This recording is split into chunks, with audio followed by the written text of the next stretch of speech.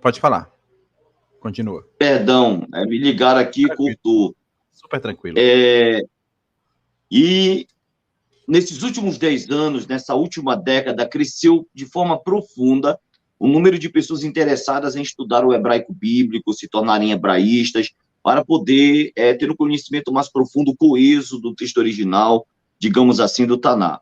E também, nessa última década, cresceu muito o número de helenistas, pessoas que têm estudado o grego koiné do Novo Testamento, para se tornar peritos no Novo Testamento, e sabem que não tem como ser um especialista em Novo Testamento sem conhecer os textos gregos, os manuscritos,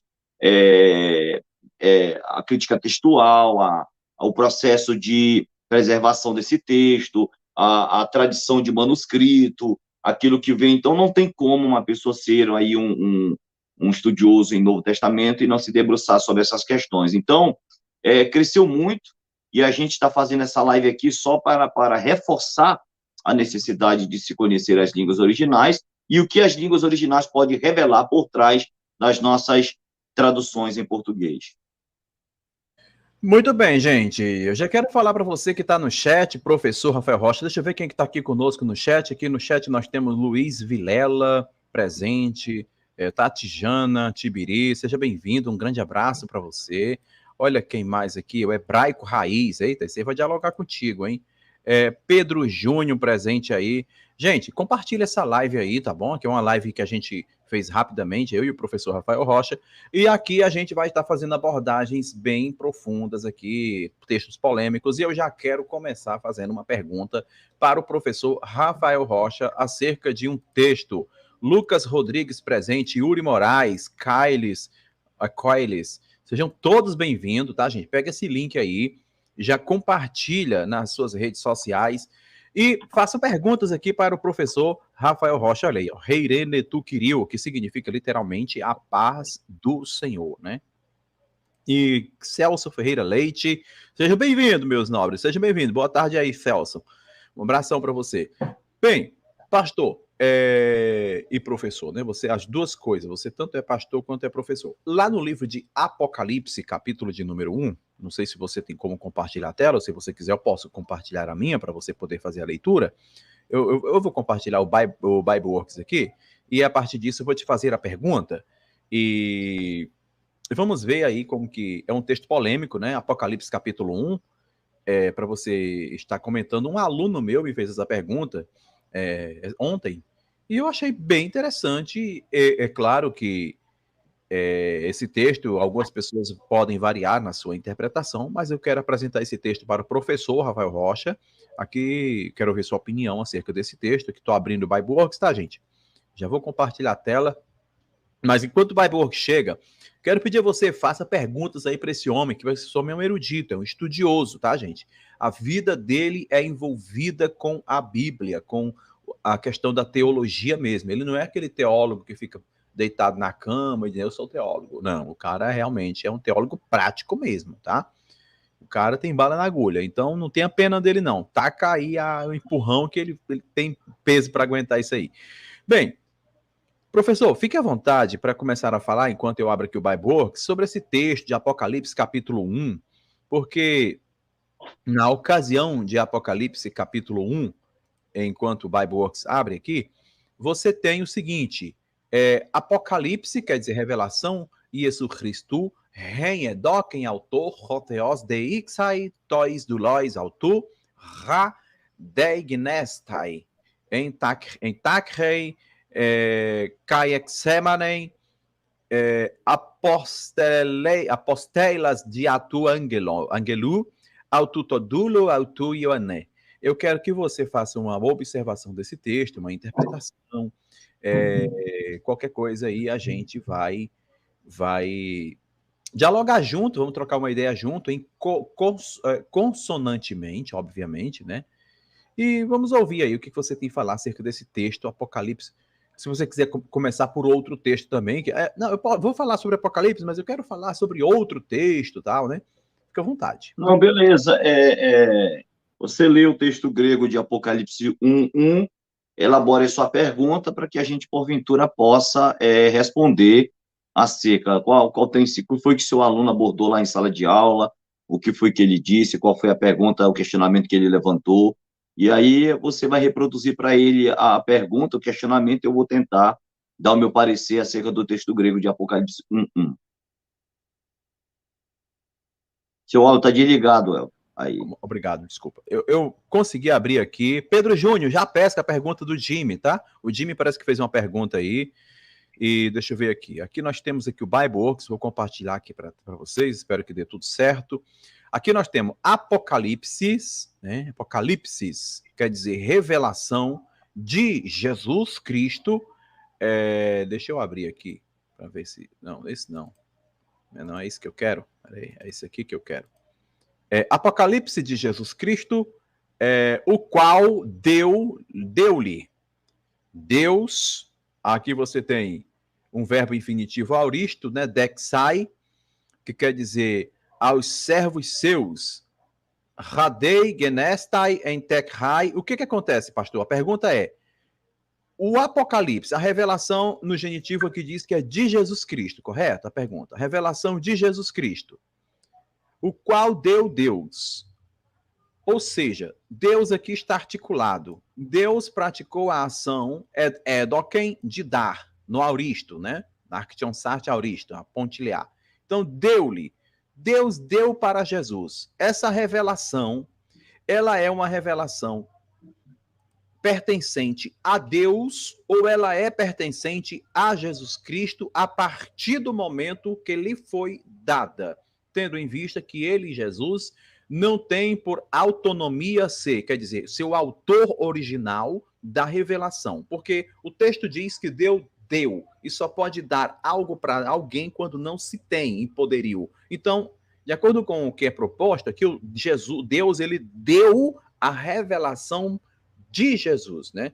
Eu queria que você explicasse aí para nós essa nuance, essa questão, aliás, se a revelação é de Jesus ou se a revelação é de Deus e Deus deu para Jesus. Como é que fica essa questão aí? Conversa conosco aí. Bom, beleza. Nós temos aí, né? A revelação, né? Apocalipse, e essa na verdade, é um substantivo que está no nominativo. Nós temos aí tanto o substantivo Yesu e também o Christo também estão no genitivo, né? Então, parece que se trata de uma revelação de Jesus Cristo, ou seja, o genitivo seguinte pode ser o objetivo da revelação de Jesus Cristo, ou seja, com ele como objeto, ou seja, a revelação é o objeto de posse, beleza? De Cristo. Então, o que é que nós deveríamos analisar esse texto do ponto de vista da sintaxe? Nós temos que ter o sujeito, o verbo, o objeto direto e o objeto indireto da oração. Boa. O sujeito seria Deus, tá? O verbo seria a ação em dar essa revelação, beleza? E a revelação que Deus lhe deu, a questão seria o verbo. A revelação, com relação, inclusive, nós temos aí o pronome relativo. Você pode perceber que tem um pronome relativo aí que está no acusativo, né, indicando o objeto direto da ação do sujeito, que é Deus em dar a revelação, que no caso é Apocalipse, beleza? E nós temos o objeto indireto aí, que é aos servos, né? Os servos são o objeto indireto da oração, ou seja, revelação de Jesus Cristo, que Deus lhe deu para notificar aos seus servos. Então, nós temos os servos aí como objeto indireto da oração, beleza? Mas uma coisa interessante, que muitos estão achando que Deus que está dando para Jesus o Apocalipse. Então, a revelação de Jesus como se fosse uma questão com ele como objeto, né? Objeto. Beleza, aí tem a preposição apó, aí tem a terminação aí, mas a questão não é nem tanto essa. A questão é o seguinte: o genitivo pode ser o objeto da revelação de Jesus Cristo, com ele como objeto, ou pode ser subjetivo, que se encaixa melhor aqui, que a gente analisando do ponto de vista sintático, é que pode ser o subjetivo. Isto é, Jesus Cristo é aquele que origina a revelação. Ou seja, o que Deus está revelando no Apocalipse é Cristo. E quando você vai perceber, o contexto inteiro de Apocalipse fala sobre Cristo andando no meio de 7 castiçais, até ninguém sabia que ele era aquele que andava no meio das 7 igrejas.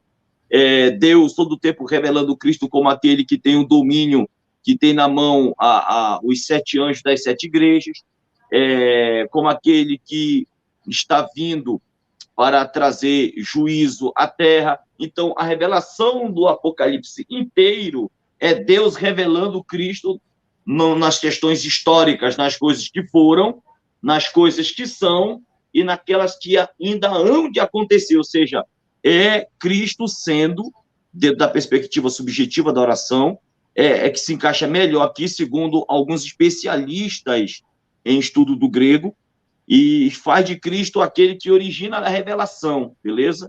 A origem da revelação. Entendeu? Maravilha. Elton? Entendi. Para ficar mais claro, eu entendi sim, com certeza, foi muito boa a sua explicação, todavia, para ficar mais claro para o nosso público, você pode contar comigo aqui também, tá? A gente pode fazer isso junto aqui.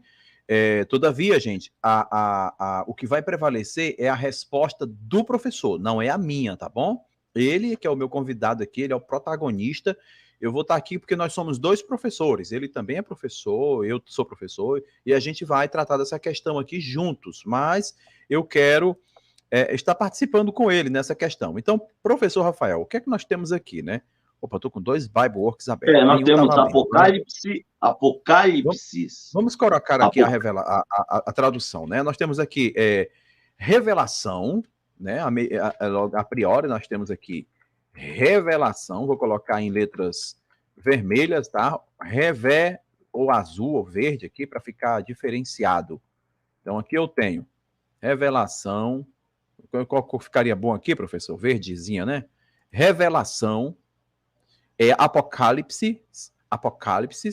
Aí temos aqui, ó, que caso é esse, professor? Vai falando aí, vai. Esse aí é o caso genitivo, né? Isso, Cristo, né? Nós temos aí 2 substantivos no genitivo. Mas a questão é o seguinte, Elton. Bora mastigar bem aqui nesse pedacinho aí. Você colocou revelação de Jesus Cristo. A gente poderia colocar isso se fosse de caso Cristo sendo aí considerado também o objeto da revelação de forma subjetiva, sendo aquele que se torna aí a origem da revelação. Então, nós poderíamos também colocar revelação com Jesus Cristo, com ele, entendeu? Você dando uma ideia de instrumentalidade?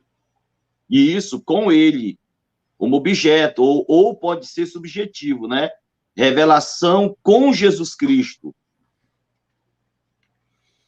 Tá. Lembrando que essa é a fala do professor, tá, gente? Eu vou estar aqui com ele só participando. Tá. Professor, aqui nós temos... seguinte, deixa eu explicar o seguinte para o internauta, questão muito técnica. Pessoas acham que só o fato de estar aí Apocalipse e isso, Cristo, já é genitivo, então tem que ser todo tempo ideia de posse. Então, eu acho que quem ainda está nessa pegada aí ainda está estudando muito pouco o grego e não entendeu o seguinte, que o genitivo seguinte pode ser o objetivo, ou seja, a revelação de Jesus Cristo com ele como objeto, ou pode ser subjetivo, que se encaixa melhor aqui, isto é, Jesus Cristo é aquele que origina a revelação, ou seja, revelação em Cristo. Tira a palavra de aí e bota a revelação em Cristo Jesus. Tira o de aí, tira a revelação de Jesus Cristo e coloca a revelação em Cristo, com ideia, com ele sendo a origem da revelação.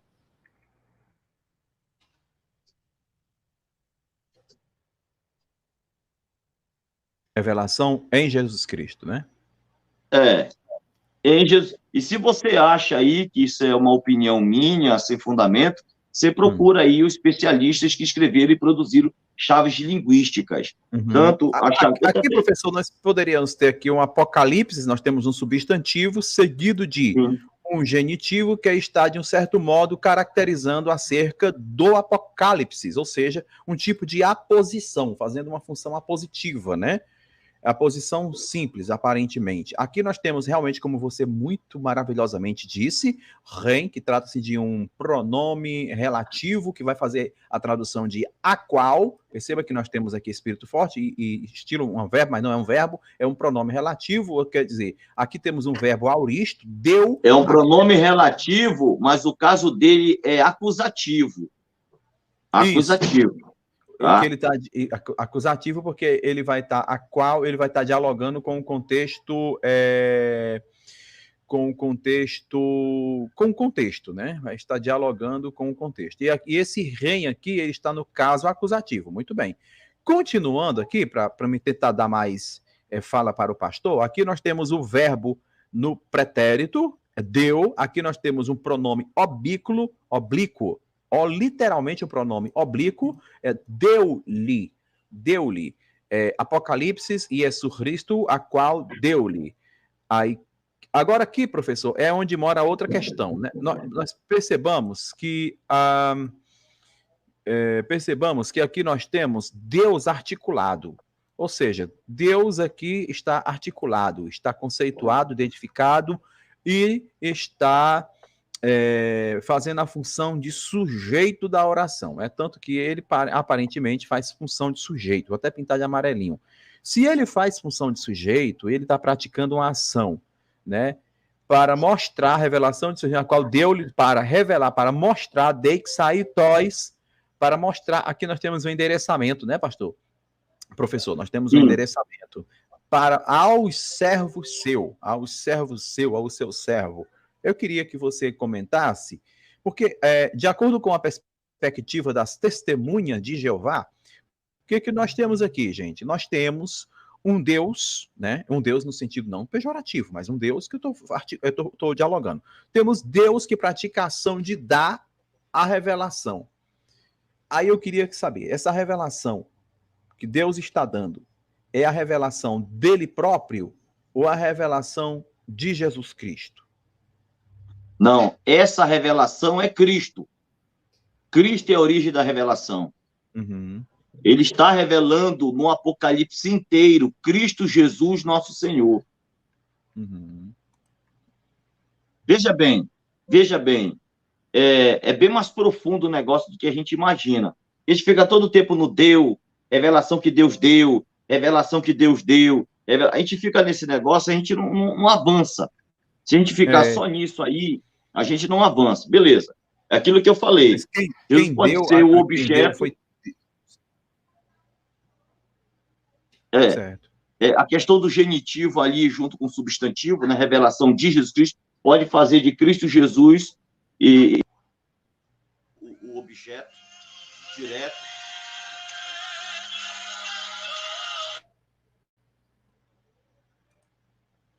Gente.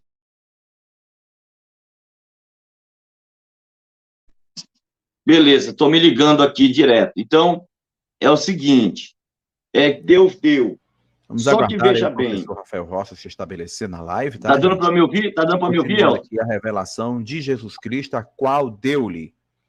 Deus mostra, tá dando para me ouvir, mostrar aos servos seu. Professor, chegou? Fala aí, presidente, escuta. Tá dando para me ouvir? Fala comigo, nobre, se eu te ouço. Tá dando para me ouvir? Tá dando para me ouvir? Eu ainda não tô ouvindo ainda. Eu vou ter que sair e voltar de novo. Você vai ter que sair da live e entrar novamente. É isso. O professor vai ter que sair da live e entrar novamente.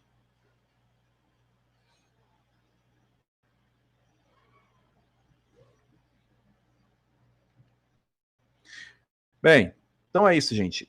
Lembrando que essa interpretação é de inteira do professor Rafael, tá? Eu estou aqui apenas colocando mesmo para dar polêmica mesmo, porque eu sei que essa é uma porção bíblica que pode gerar uma polêmica aí e eu estou esperando por ele, tá? Então, já quero mandar um abraço pro Walter Mendes aí presente, o Batman aí presente, mandando o like, o Lucas Rodrigues. Então, gente, enquanto... chegou, o professor chegou, pronto. Então, valeu aí, deixa o like aí, tá? Lembrando que as perguntas em superchat, elas são prioridade direta. Sim, querido, nobre professor, aqui nós temos revelação, voltando ao fio da meada, nós temos revelação... Beleza, beleza. Vamos pegar esse verso 1, vamos pegar esse verso 1. Pode falar. Vamos pegar esse verso 1 e vamos comparar com todo o registro posterior do Apocalipse. João, ele foi arrebatado em espírito para o dia do Senhor. E quando ele se virou, ele teve a visão de um semelhante a filho de homem. Cristo Jesus se revelando a João.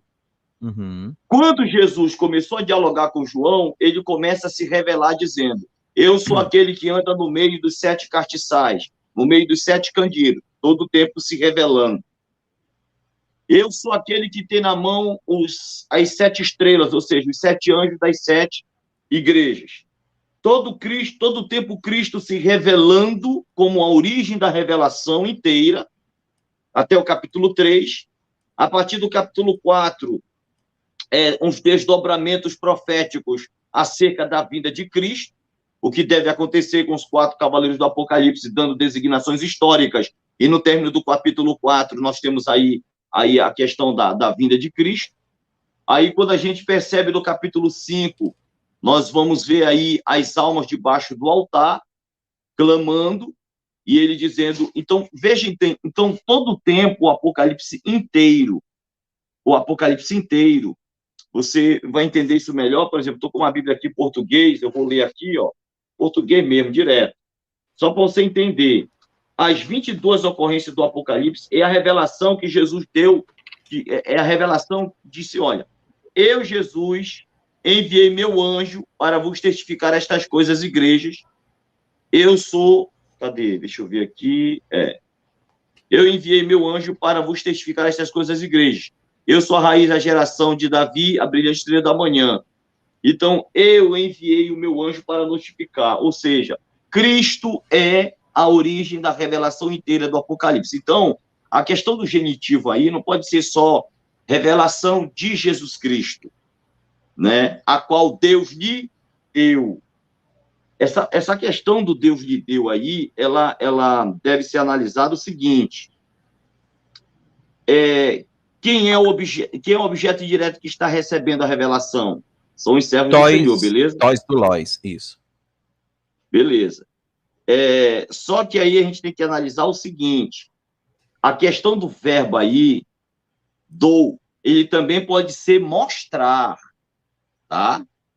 A revelação a qual Deus mostrou no sentido de revelar Cristo, né, através desse registro.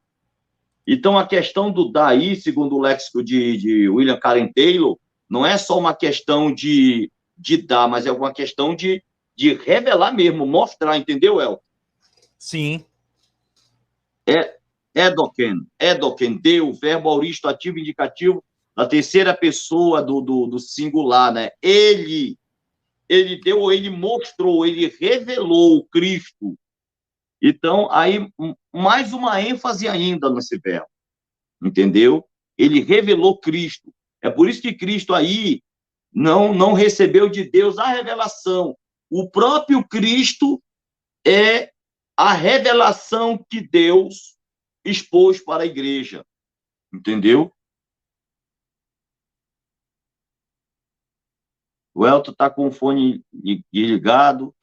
Ô, então, professor, pessoal, eu tive um problema aqui, mas eu já resolvi, tá? Eu não estava te ouvindo, mas o problema não era seu. Eu peço desculpas, o problema era eu mesmo. Muito bem, então você está propondo que o genitivo aí em questão... Olha, o verbo dar aí, o verbo dar, deu, não tem nada a ver com o genitivo esse verbo aí, tá? Ele tem a ver com mostro, concedo, ofereço, entrego, beleza? Entrego. A revelação que Deus entregou em Cristo. Revelação que Deus entregou ao objeto direto, ou seja, aos servos.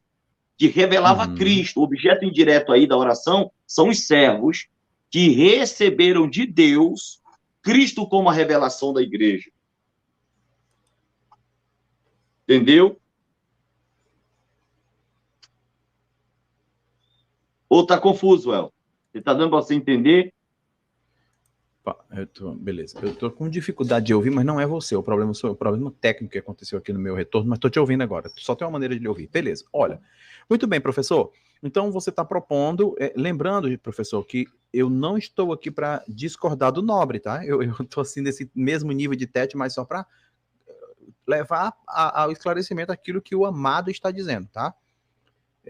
Perfeito. Magnífico sua interpretação aí. É isso aí.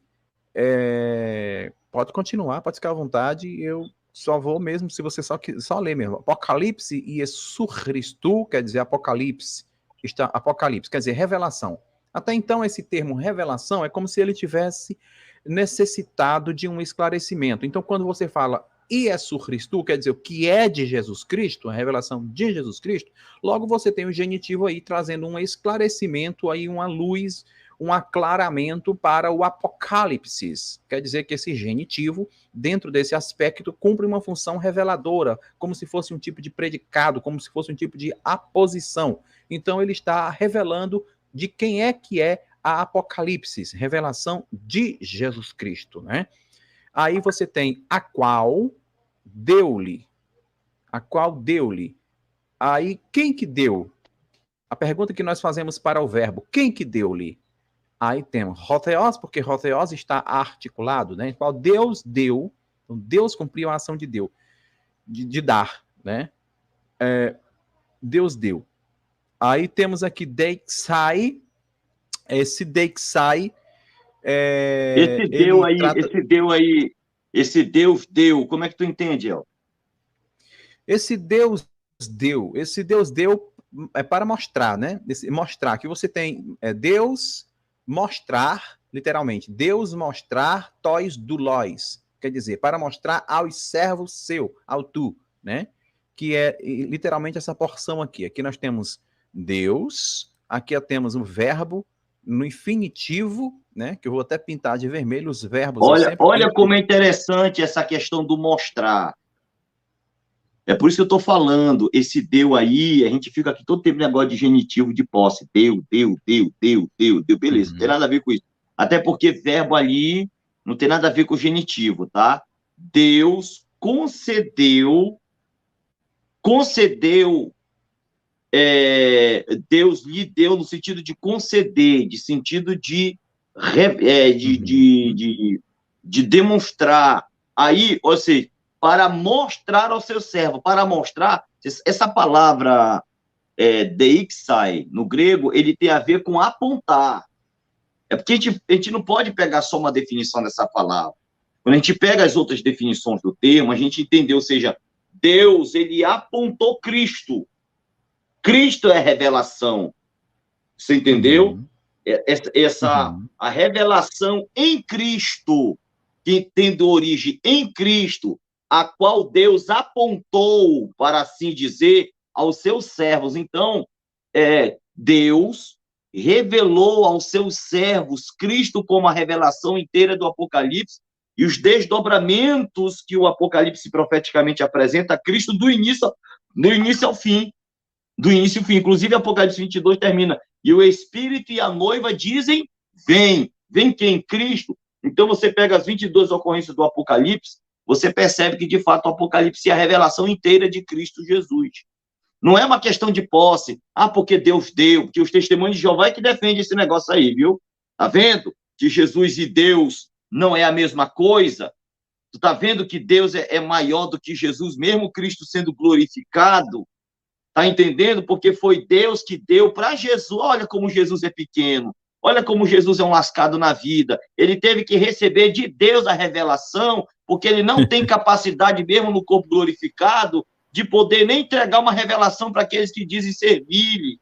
Aqui eu começo a bater, parceiro. Aqui eu começo, de forma agressiva, a bater nos hereges, porque os caras não entendem nada de grego, não entendem nada realmente de análise sintática de um texto, ficam presos a genitivo, a acusativo. Não, o negócio é mais profundo. É uma questão, não é tanto objetiva a revelação aí, como um objeto objeto direto no acusativo, né? Uhum. De posse, não, mas é uma questão subjetiva. Cristo é a revelação.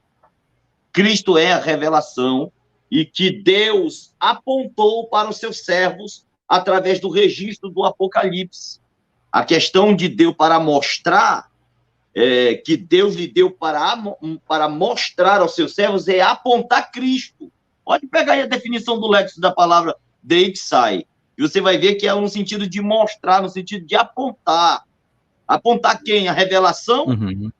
porque apontar quem? A revelação, que é um mero objeto direto de posse do Cristo, não. Revelar o próprio Cristo. Treino é treino, jogo é jogo. Uhum. Grego não é para amadores, amigo. Grego, o negócio é mais profundo.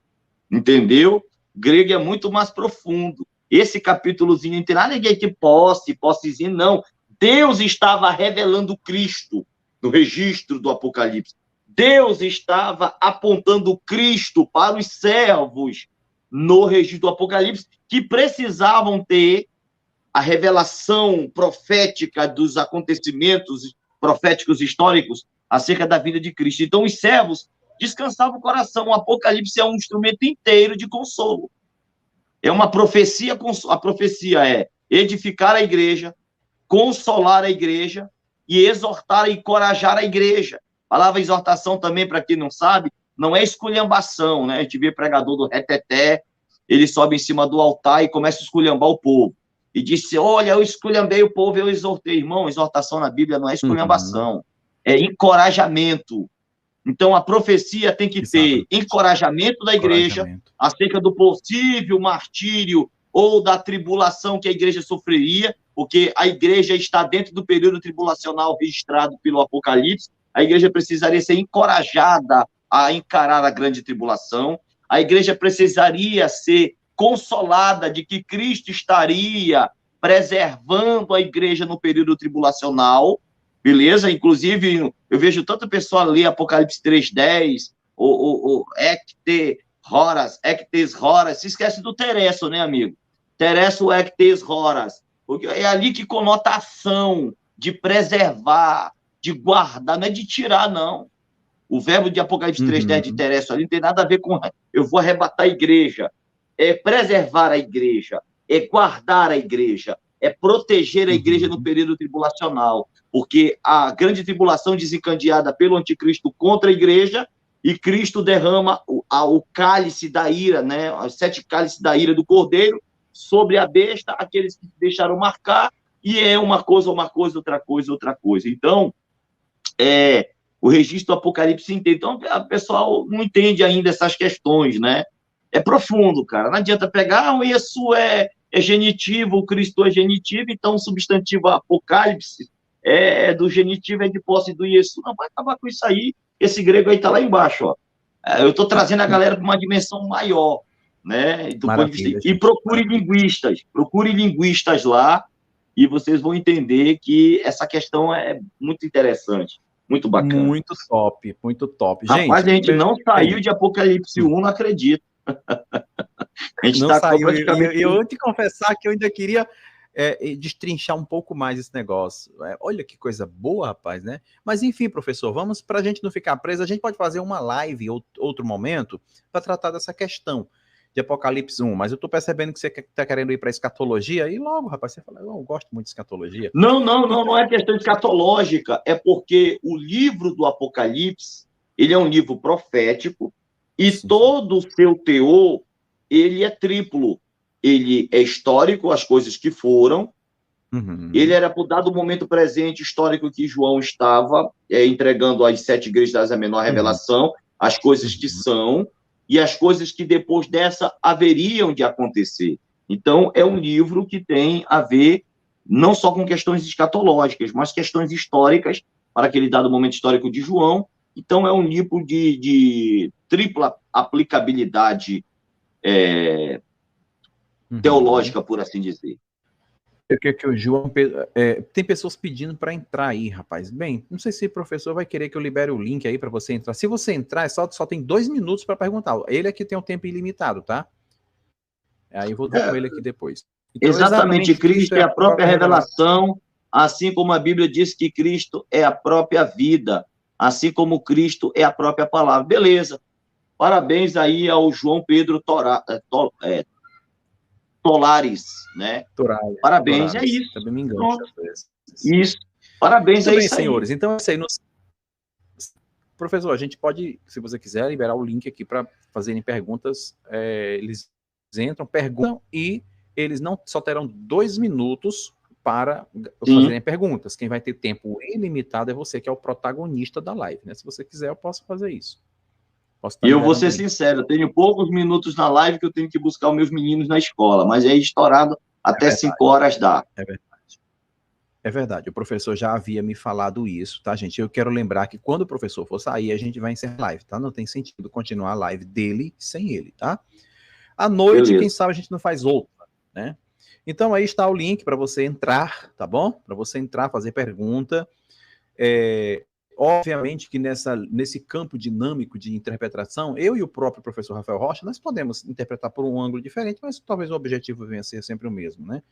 Mas eu admiro Mas muito o olha, professor Rafael deixando uma Rocha, coisa bem clara aos um exegeta. internautas, se você tiver assim, o professor Rafael tem uma interpretação, não é gramatical, não é linguística, não é uma interpretação tirada de acadêmicos, você pega aqui, ó, essa aqui, deixa eu colocar bem aqui, ó, essa chave linguística do Novo Testamento grego. Por quê, pessoal? Porque eu estudo muito escatologia. Mas eu estudo a escatologia também do ponto de vista gramatical e linguístico. E se você quer saber se isso que eu acabei de apresentar praticamente aqui, né, nessa live, você quer saber se a defesa do professor Rafael tem fundamento linguístico, aqui eu estou trabalhando com documento linguístico, gramatical e sintático, beleza? Você vai saber de onde foi que o professor Rafael tirou isso aqui, tá? Olha aí, ó. Deixa eu só colocar aqui, ó. Colocar aqui mais pertinho. Olha aí, ó. Beleza? Revelação em andamento. Cara, eu quero ler isso daí. Estou extremamente interessado em ler isso daí, ó. Eu até tenho uma Isso. chave linguística aqui. Lê aí, Elton, lê aí. Revelação, desvendamento, host, switch. Aí temos ali o pen. O seguinte pode ser objetivo. Pode ser objetivo. Revelação de Jesus Cristo. Com ele como um objeto.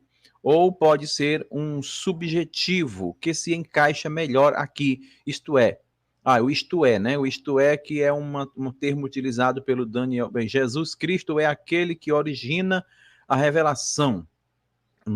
Entendi. Edoquem, aqui é um auristo, como eu falei, do indicativo. Aí temos o didomi, né? Que vai estar no sentido de dar. Né? Só que não é a tradução, é deu, né? Porque está no auristo, deu. Aqui nós temos dexai, que quer dizer um verbo infinitivo, auristo, né? Que quer dizer para mostrar, no processo de tradução vai ficar para mostrar, como muito bem está explicado aqui na frente, né? Vai ser, rapaz, eu nem li esse negócio aí, mas eu tô falando a mesma coisa que ele, ó. Exceto o anterior, né? O anterior, na minha visão, eu coloquei professor aqui Rafael essa Rocha. obra aqui, porque às vezes, todas as vezes que a gente faz algumas afirmações, as pessoas estão achando que a gente cria isso do nada. E eu quero dizer para vocês que essa frase é minha, tá? Quando você vê alguém citar essa frase, é do professor e pastor Rafael Rocha. A minha frase é a seguinte: nada se dá no vazio. Nada se dá no vazio. Claro, você está muito bem fundamentado. Porém, todavia, conquanto, eu quero dizer o seguinte. Opa, chegou mais um querido aqui, já desliga o microfone aí, não, o nobre que chegou, daqui a pouco ele fala, o Léo Batista, um grande abraço. Eu, particularmente, na parte da genitividade que está contida nesse texto, eu tenho lá um pouco de discrepância, não, talvez interprete um pouco diferente, tá? Mas só nessa parte mesmo. O restante aí tá perfeito mesmo, né? O auristo, o verbo ali no infinitivo, que para se fazer jus a infinitividade do termo, né, que é mostrar ali, é preciso você falar hotheos, quer dizer, para mostrar, né, que Deus deu para mostrar Mas é bem mais polêmico, professor, porque o sujeito que está articulado ali é Deus, quer dizer, o substantivo que está articulado ali é Theos, né? Mas, enfim, não vamos nos deter nisso, como você muito bem É disse, que a para gente vai passar mostrar, muito tempo. para revelar, para apontar a Cristo, por assim dizer. Porque a gente tem que ver as Isso. palavras, Não definições é, faz lexicográficas sentido que para possibilitam mostrar aí para uma os interpretação servos. mais. Vamos deixar o Léo Batista fazer a leitura do texto que ele quer ler e fazer a pergunta, elaborar a pergunta em cima do texto que Nobre ele está lendo aí. professor Rafael Rocha, eu quero dizer que é uma honra estar Fique à recebendo você vontade, aqui, de Léo. verdade, tá? De verdade. Você é um grande acadêmico. Léo Batista, fique à vontade para fazer a pergunta. Seja bem-vindo, nobre, ao nosso querido professor de hebraico e grego, Rafael Rocha. Fique à vontade. Qual seria a sua pergunta? Quero agradecer a oportunidade e dar boas-vindas ao professor Rafael. Professor Rafael, eu tenho muitas traduções da Bíblia de diversas linhas teológicas, como o senhor bem sabe, né? Cada linha teológica tem, por assim dizer, usa uma tradução.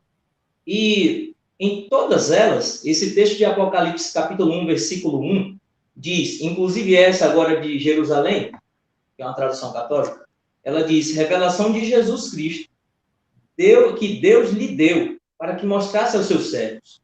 A minha pergunta é simples e direta.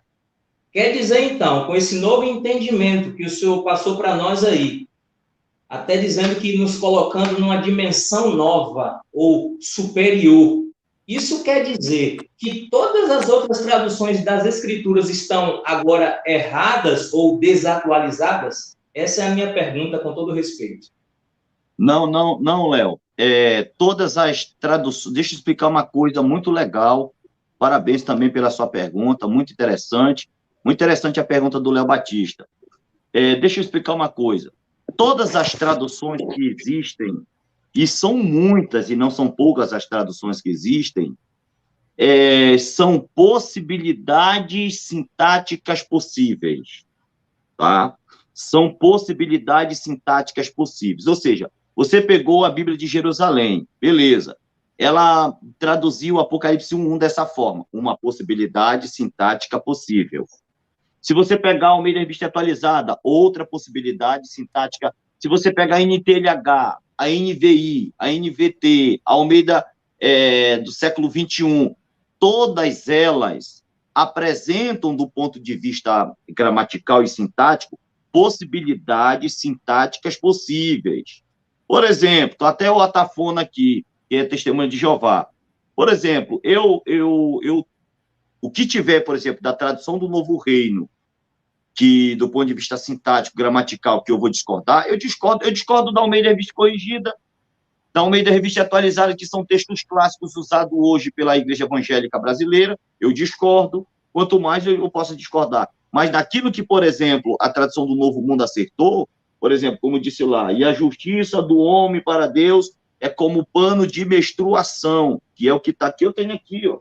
Eu tenho aqui, aqui atrás, a tradução do Novo Mundo, eu tenho ela. Aqui, a tradução do Novo Mundo deu uma dentro, eu analisando muitos textos.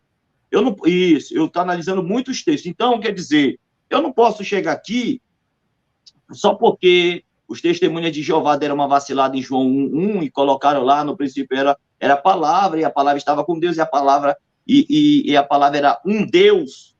Ali deram uma vacilada, eu não vou poder descartar a questão toda. Não, tem muita coisa aqui que foi traduzida de forma legal e que se aproxima do original. Então, pessoal, eu acho o seguinte, eu sou o cara, é o seguinte, deixa eu explicar para vocês como é que eu sou do meu ponto de vista do estudo acadêmico. Eu não estudo com aquela paixão denominacional. Eu não estudo com a paixão denominacional. Eu fiquei um pouco mais de 12 anos nas Assembleias de Deus da Convenção do Estado do Pará, e hoje eu sou pastor, presidente, fundador de um ministério próprio, que é a Igreja do Evangelho Graça e Verdade. Na Igreja Graça e Verdade, que eu sou pastor, não tem ninguém ali que venha, não, você não prega desse jeito e tal. Não. Eu vou estudar as Escrituras, né, de forma neutra, imparcial, e eu não estudo com paixão denominacional. Eu estudo do ponto de vista acadêmico, neutro, e do ponto de vista linguístico. Por exemplo, eu acabei de dar uma interpretação, não foi baseado no meu achismo, na minha escolha, mas baseado numa chave linguística do Apocalipse, beleza?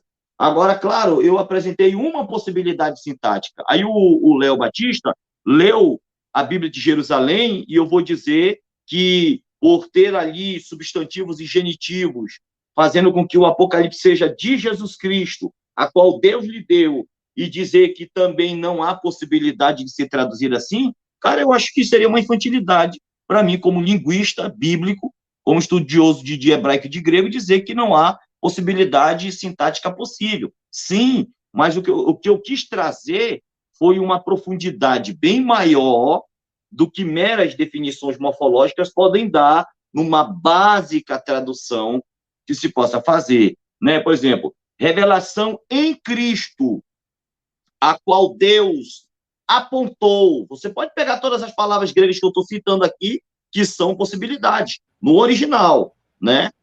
É revelação em Cristo, ou seja, quando diz em, é para dentro de, ou seja, Cristo é a origem da revelação. Em Cristo, a qual Deus apontou aos seus servos. O que foi que Deus apontou aos seus servos? Cristo como a revelação inteira do Apocalipse. Pronto. É uma possibilidade? Sim.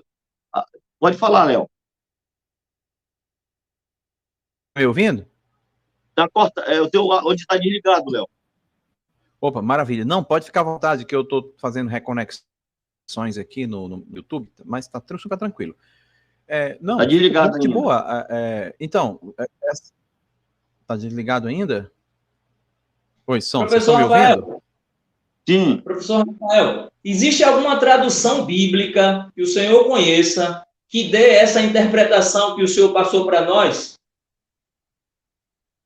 Não, até se dado momento, é uma interpretação possível baseada nessa chave linguística, baseado em peritos da área da linguística, baseado em exegetas da área do grego e exegeses da área do grego avançado, tá?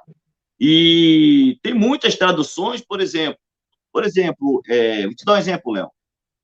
Muita gente acha que a palavra eclesia é um termo criado por Jesus. E eu fundarei a minha igreja, a minha eclesia, beleza? Aí é o seguinte, você vai estudar o novo dicionário internacional de teologia e exegese do Antigo Testamento, você vai ver que a palavra eclesia era um termo que já havia sido criado no 5º século antes de Cristo, e que, tecnicamente, ele diz, é um termo técnico aplicado 100 vezes a Israel no texto grego da Septuaginta. Eu tenho o texto grego da Septuaginta bem aqui, ó. Texto grego da Septuaginta. 100 vezes aplicado a Israel. Aí você me pergunta, Léo, poxa, por que a gente não tem uma tradução chamando Israel de igreja? Porque a palavra eclesia na Septuaginta, quando você vai traduzir, as traduções, majoritariamente, foram traduzidas, às vezes, direto do hebraico. Em poucas traduções pode ter tido a sua origem na Septuaginta. Mas a eclesia é assembleia, congregação, reunião, beleza? Não é igreja do ponto de vista do termo que a gente usa hoje para as igrejas pós-modernas, né? O conceito de igreja que a gente tem. A igreja é uma assembleia, um ajuntamento e tal. Então, tu já pensou, Léo Batista, se aparece, digamos assim, 50 anos, uma tradução que pegasse o texto grego, eclesia, e chamasse Israel de eclesia, todo mundo entenderia que quando Jesus disse que fundaria a sua eclesia, seria o Israel restaurado e salvo através do seu messianismo. Logo, as pessoas fariam tal conexão de que o que Jesus estava dizendo é que ele veio salvar as ovelhas perdidas da casa de Israel, para fazer dessas ovelhas perdidas da casa de Israel a sua eclesia. Mas sabe o que você vai entender? Na teologia de Paulo aos Filipenses 2:11, vai dizer que houve uma parte do Israel salvo, através do messianismo de Jesus, os gentios foram inseridos à comunidade de Israel, para que de ambos os povos fosse feito um só povo, uma só eclesia, tanto do povo judeu como dos povos gentílicos. Você vai para Romanos 11, você percebe que nós temos ali a raiz que é santa, e nós temos os ramos que foram cortados, a parte de Israel que não creu no messianismo de Jesus, nós temos aí a oliveira brava, que são gentios, que são inseridas na raiz que é santa através do messianismo de Jesus, ou seja, novamente judeus. Por isso que Paulo lá em Efésios, Gálatas parece 3:28, diz que em Cristo não há nem judeu e nem grego, nem gentil, nem bárbaro, nem cita. Por quê? Porque quando se converte, tanto judeus como gentios se tornam um em Cristo. Então, aí você me diz assim, professor, e aquele texto lá que diz assim mesmo, não dê motivo de escândalo nem para a igreja, nem para os judeus e nem para os gentios. Aquele